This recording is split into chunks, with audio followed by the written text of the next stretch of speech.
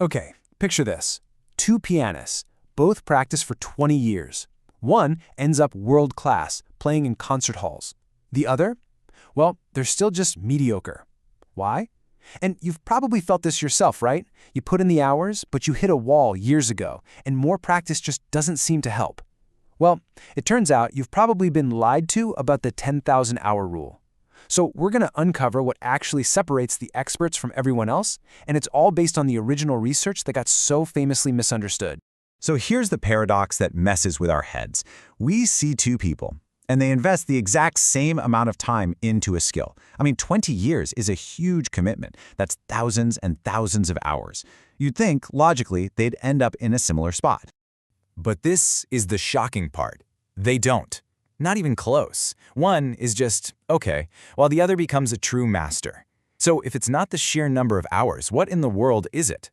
The difference isn't raw talent, and it's not luck. It all comes down to how they spent that time.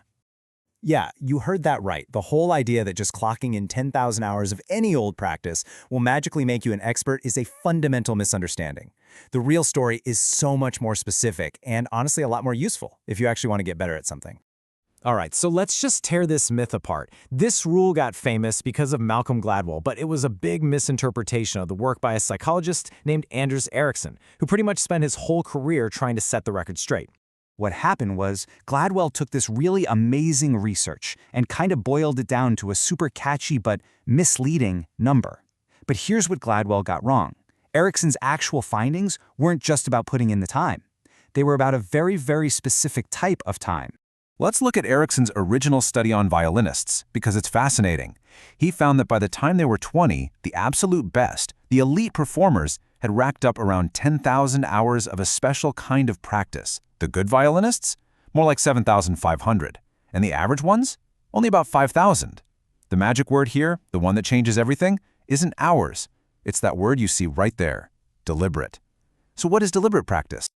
This brings us right to the heart of it. This explains the difference between our two pianists. It's the battle between two completely different ways of doing things, deliberate practice and what's called naive practice. Now, naive practice is what most of us do most of the time. It's playing the same 3 songs you already know on the guitar. It's hitting the tennis ball with your friend without keeping score or trying anything new. You're just going through the motions.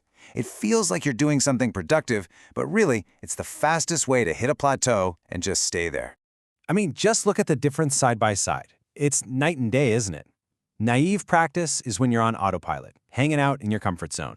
Deliberate practice is the exact opposite. It's targeted, it demands your full focus, and it always happens in that stretch zone. It's the difference between just showing up and showing up with a plan to attack your weakest spot. I really want you to let this one sink in.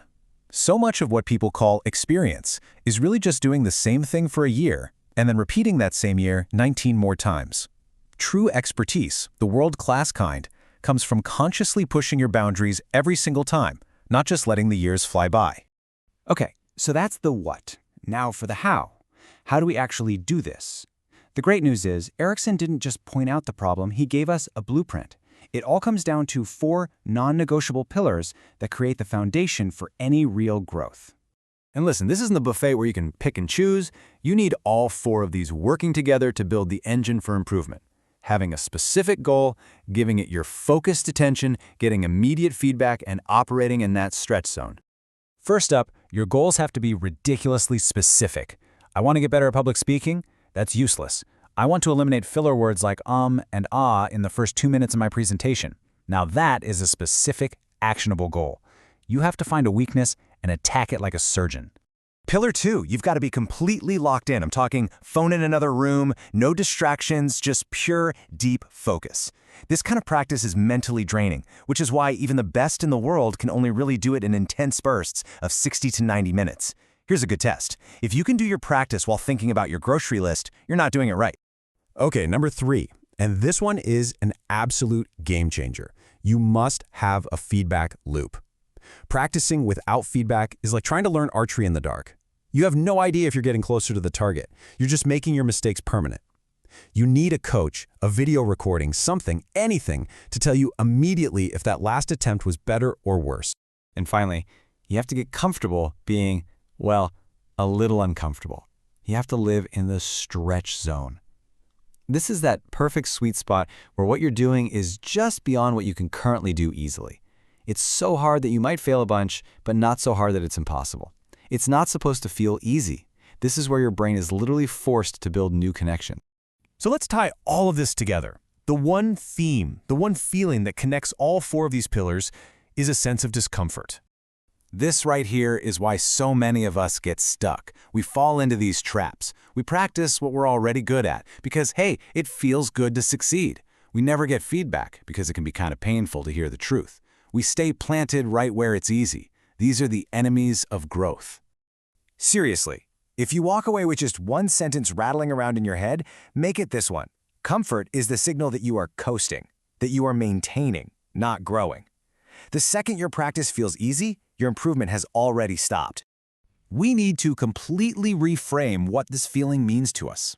That struggle, that feeling of frustration when you just can't get it right, that little mental ache from concentrating so hard, that is not a sign that you are failing. That is the physical sensation of growth. That's what getting better feels like. So, I'll leave you with this question. What's the one skill you've hit a wall with? Go on, think of it right now. The one you've been doing for years, but just can't seem to break through to that next level.